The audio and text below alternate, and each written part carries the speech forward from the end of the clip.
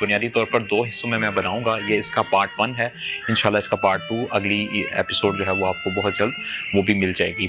آج جس ٹاپک پر ہم بات کر رہے ہیں کافی ڈیفرنٹ ٹاپک ہے, اور میں نارملی ان ٹاپکس پہ کام نہیں کرتا, لیکن یہ ٹاپک ایسا مجھے محسوس ہوا کہ اس پہ بہت کم کام ہوا ہے, ورکنگ بہت کم ہے, تو اس پہ کام ہونا چاہیے. اور آج ہم بات کریں گے, ٹائٹل میں آپ نے پڑھ لیا ہوگا, تھمبنیل میں بھی دیکھ لیا ہوگا, the one and only Gama Pehlwan کے حوالے سے.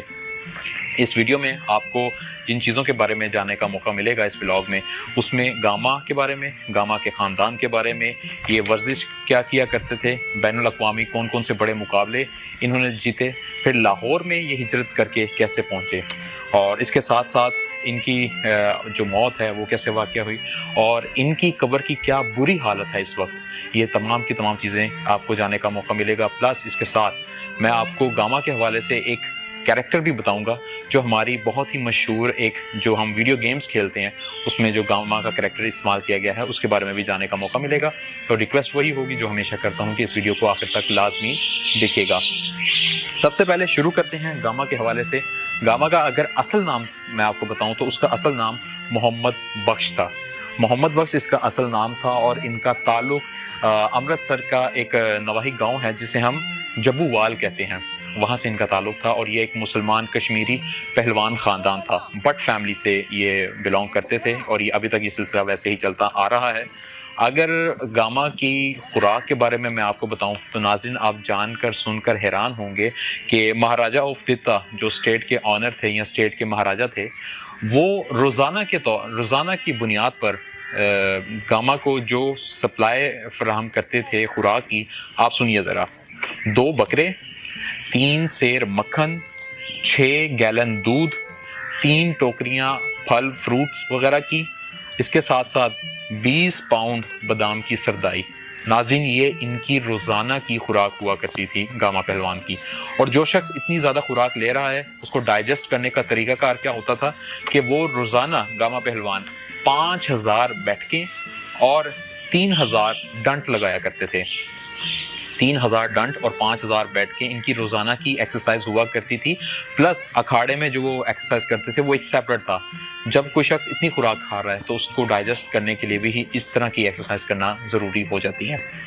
اچھا, ان کا جو نام پھیلنا شروع ہوا, سب سے پہلے ایک ان سے پہلے یا ان کے سمجھ لیں کہ سینئر جو تھے ان میں ایک پہلوان ہوا کرتے تھے جن کا نام رحیم بخش سلطانی والا تھا, اور ان کا تعلق گجرانوالہ سے تھا, اور یہ بھی بٹ فیملی سے ہی بلونگ کرتے تھے. گاما پہلوان نے محض 17 بخش پہلوان کی اور گاما پہلوان کی دونوں کی 7 قبریں نظر آتی ہیں, جیسا کہ آپ اپنے اسکرین پر دیکھ بھی سکتے ہیں.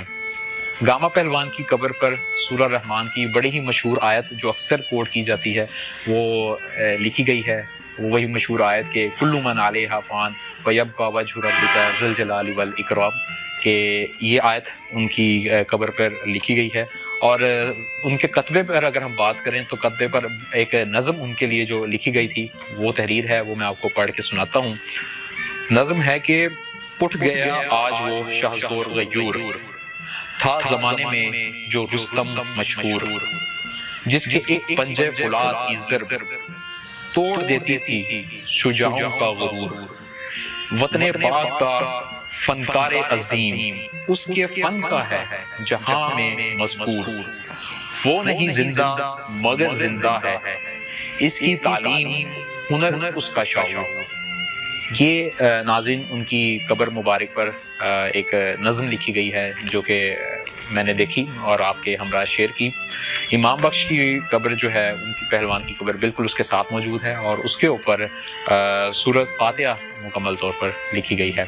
ویری انفارچونیٹلی ان دونوں کی قبروں کو اگر آپ تھوڑا سا بیک سائڈ سے دیکھیں تو وہاں پر بڑے بڑے شگاف پڑ چکے ہیں, ان کو اینٹیں لگا کر فل کرنے کی کوشش کی گئی ہے. اور جب میں وہاں گیا تو وہاں پر ان دنوں لاہور میں کافی بارش ہو رہی تھی, تو بارش کا پانی باقاعدہ طور پر ان سوراخوں سے اندر انٹر ہو رہا تھا.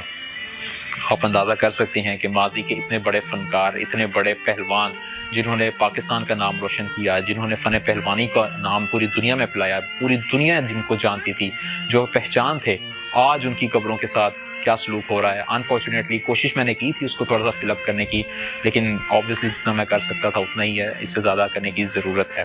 ناظرین, آج کی ویڈیو کا اختتام یہیں پہ کرتے ہیں, اور یہ ویڈیو کا پہلا حصہ ہے. اس کے بعد میں آپ کو اس خاندان کی اگلی نسل کے حوالے سے بتاؤں گا, اس کے بارے میں بھی آپ کو جاننے کا موقع ملے گا.